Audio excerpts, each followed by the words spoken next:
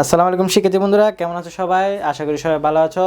Smart lesson BD থেকে তোমাদের সবাইকে স্বাগতম। তোমরা গত 2 ক্লাসে আমরা বর্তমান মূল্য কেমনে নির্ধারণ করে এটা দেখাইছি। ফার্স্ট ক্লাসে বর্তমান মূল্য, সেকেন্ড ক্লাসে চক্রবৃদ্ধিতে কীভাবে বর্তমান মূল্য বের করবা। আজকে আমরা ভবিষ্যৎ মূল্য নির্ণয় করব। ভবিষ্যৎ মূল্য কেমনে নির্ণয় করে দেখি।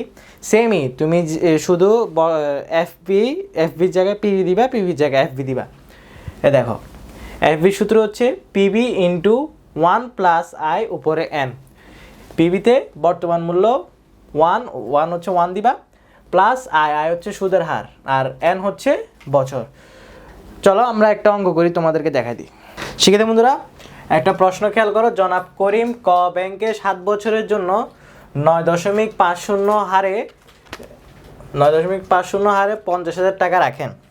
এখন তোমাকে প্রশ্ন করবে, শিক্ষার্থী জনাব করিম ক ব্যাংকে 50,000 টাকা রাখলে তিনি ভবিষ্যতে কত টাকা পাবেন। আসো আমরা বাইর করি। এফবি সূত্র হচ্ছে যে পিবি ইন্টু 1 প্লাস আই উপরে এন। পিবি কত আছে আমাদের? পিবি আছে 50,000 টাকা। 50,000 টাকা ইন্টু 1 প্লাস 9.50 0.0 উপরে 7 বছর 7। আমরা করে ফেলি, সবাই ক্যালকুলেটর হাতে নিই। প্রথমে 1 যোগ 0.095 1.095 উপরে 7, আনসার রাখি দিই 50,000 ইন্টু আনসার, তাহলে আসতেছে 94,377.58 টাকা।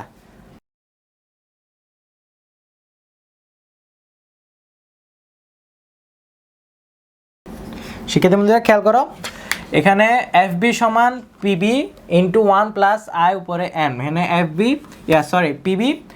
পিবি কত দেওয়া আছে? এখানে 50,000 টাকা। পিবি আমরা বসাই দিছি, এরপরে 1 বসাই দিছি, আই 0.95, এখানে 9.05 আছে। তোমরা এখানে 100 দিয়ে ভাগ করে এটা বসাই দিবা।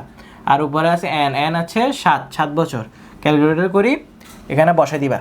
এবার গত ক্লাসে দেখাই নাই, এখন দেখা দিচ্ছি। তোমরা এবার এটা লিখবা কিভাবে।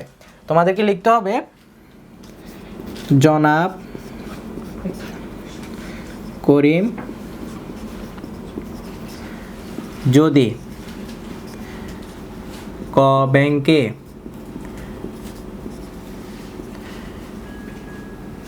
7 বছরের জন্য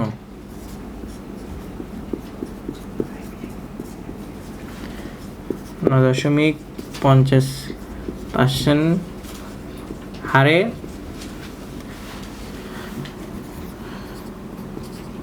50,000 টাকা রাখেন,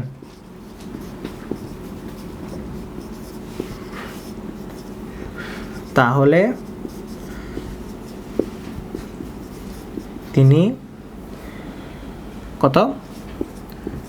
94,005 টাকা পাবেন। তোমরা এভাবে লিখে দিবা। তো শিক্ষার্থী বন্ধুরা, আজকের জন্য এইটুকুই। দেখা হচ্ছে পরের ক্লাসে। সবাই ভালো থাকবা, সুস্থ থাকবা। আসসালামু আলাইকুম।